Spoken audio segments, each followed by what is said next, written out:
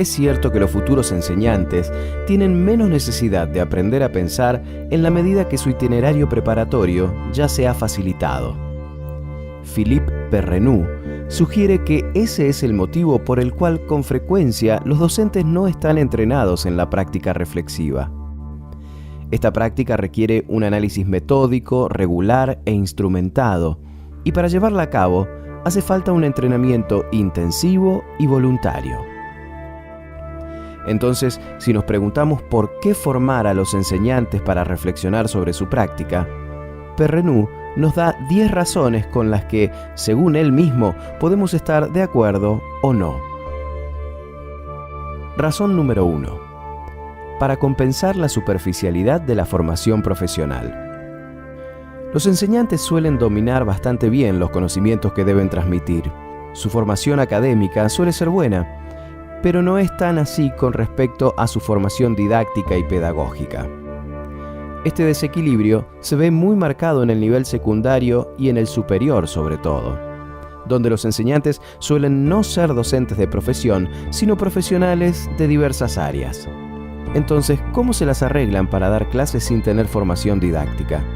Bueno, suele ocurrir que si alguien conoce en profundidad el tema del que está hablando, sabrá seguramente exponerlo con claridad, pero no es seguro que la inteligencia y el buen criterio sean suficientes para generar una reflexión eficaz. Buena parte de los profesores van modificando su práctica desde un punto de vista muy egocéntrico y así, por ejemplo, dejan de lado a los alumnos más lentos o conflictivos y solo se abocan a aquellos con los que es más fácil trabajar. Y eso, lejos de mejorar o democratizar la enseñanza, solo mejora la comodidad del docente. Razón número 2. Para favorecer la acumulación de saberes de experiencia. La rutina suele evitar el planteamiento de preguntas. Muchas veces aspiramos a adquirir una rutina que nos lleve a actuar de forma automática, sin necesidad de devanarnos los sesos. La reflexión produce un ajuste pragmático. El profesor, por ejemplo, aprende a proporcionar las consignas de forma más precisa para evitar malentendidos, a controlar determinadas conversaciones para evitar el desorden en clase, a formular los exámenes de modo que sea más sencilla su corrección, etc. Estos aprendizajes requieren, al menos al principio, de un cierto grado de reflexión, pero si se les pregunta por qué hacen lo que hacen, la respuesta seguramente será vaga o confusa, porque aunque haya existido originalmente una justificación, pronto cae en el olvido y una vez resuelto el problema se vuelve a actuar de forma automática. Para transformarse en enseñantes reflexivos, es necesario buscarle siempre la quinta pata al gato.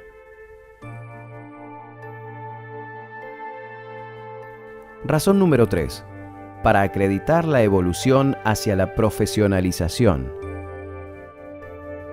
La formación de una práctica reflexiva es una condición necesaria para que el docente pueda asumir y reivindicar su autonomía. Hay enseñantes que piensan que les conviene funcionar respetando el programa, los horarios y los procedimientos prescriptos. Sienten que para asumir una autonomía profesional es preciso contar con una gran confianza en uno mismo, basada en competencias especializadas, conocimientos exhaustivos, capacidad de análisis y de innovación, y no se sienten confiados. Sin embargo, un enseñante que se aleja de la ortodoxia puede conservar la confianza de los demás si todos consideran que sabe lo que hace y cuenta con los recursos necesarios para su autonomía. Razón número 4. Para prepararse para asumir una responsabilidad política y ética. Hoy en día, los objetivos de la escuela son confusos y ya no podemos recurrir a los programas para tener la conciencia tranquila.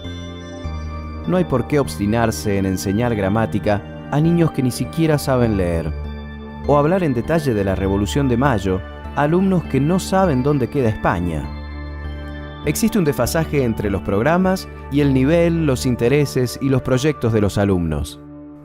Además, el tiempo nunca alcanza para cubrir a fondo todo el programa, ya que perdemos muchas horas previniendo o combatiendo el desorden. La reflexión en estas circunstancias es vital. La reflexión sobre qué y cómo enseñar del contenido del programa, y la reflexión acerca de la relación del docente con los alumnos. ¿Es correcto motivar a los alumnos ofreciéndoles recompensas? ¿Informar a los padres de que su hijo fuma, por ejemplo?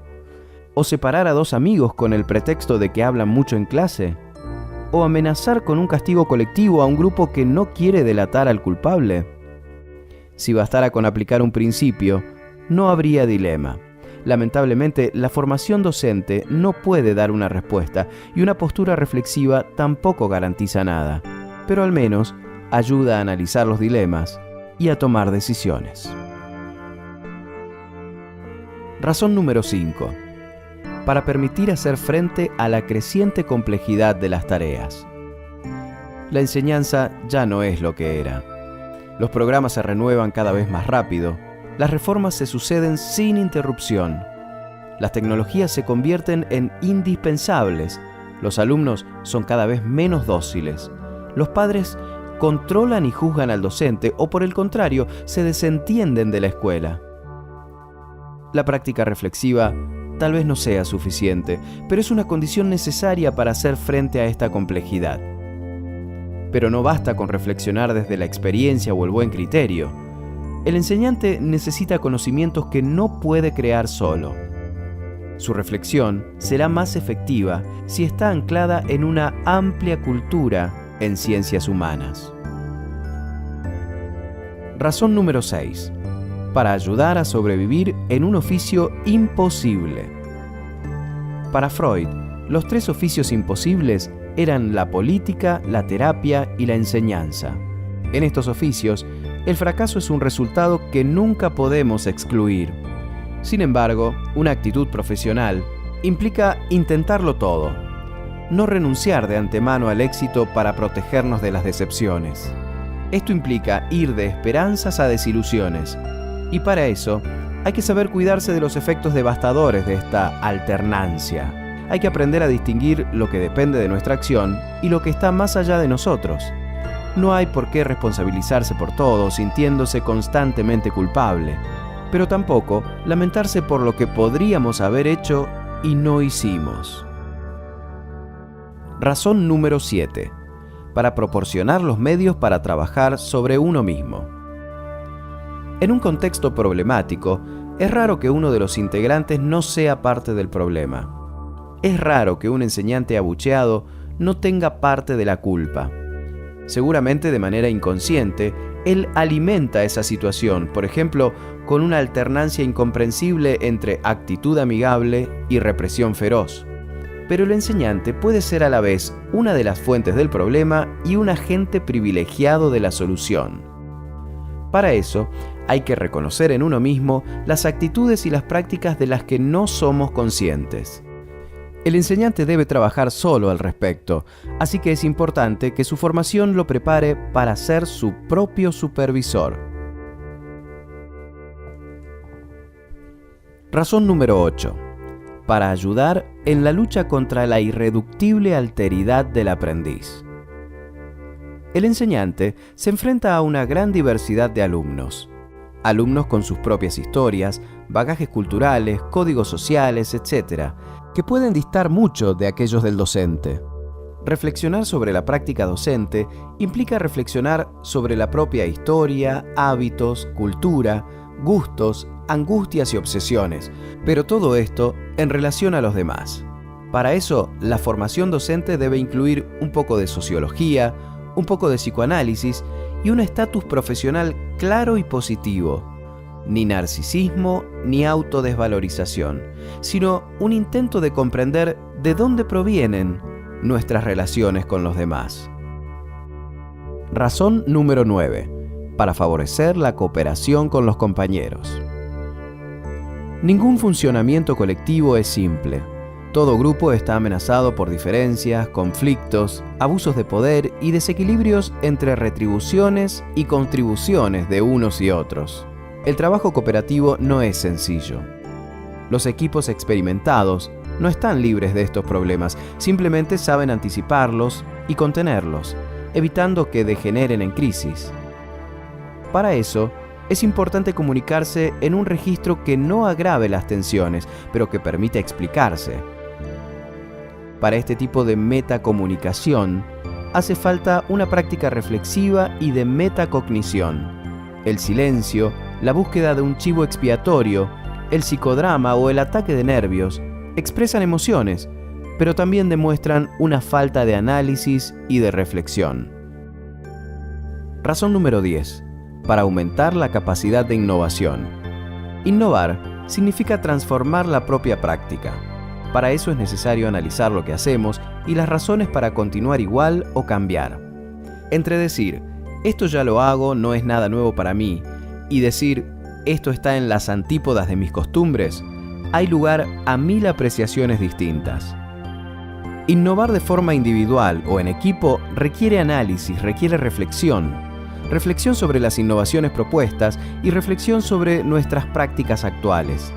Los verdaderos innovadores son minoría y no bastan para movilizar el sistema, pero la reflexión es la única clave para innovar y mejorar el sistema de forma continua. Una vida tranquila y ordenada puede anestesiar la búsqueda de sentido, llevar a no preguntarse nunca por qué hacemos lo que hacemos. Pero el oficio de enseñante y la escuela afrontan demasiados cambios y crisis para que todavía se pueda defender esa postura. La práctica reflexiva no presenta una solución mágica, pero nos da ciertas dosis de sabiduría, nos permite ver con mayor claridad, renunciar a las recetas de manual y a los juicios egocéntricos. El docente reflexivo nada en la complejidad como pez en el agua, o por lo menos sin la nostalgia incurable de sentir que todo tiempo pasado fue mejor.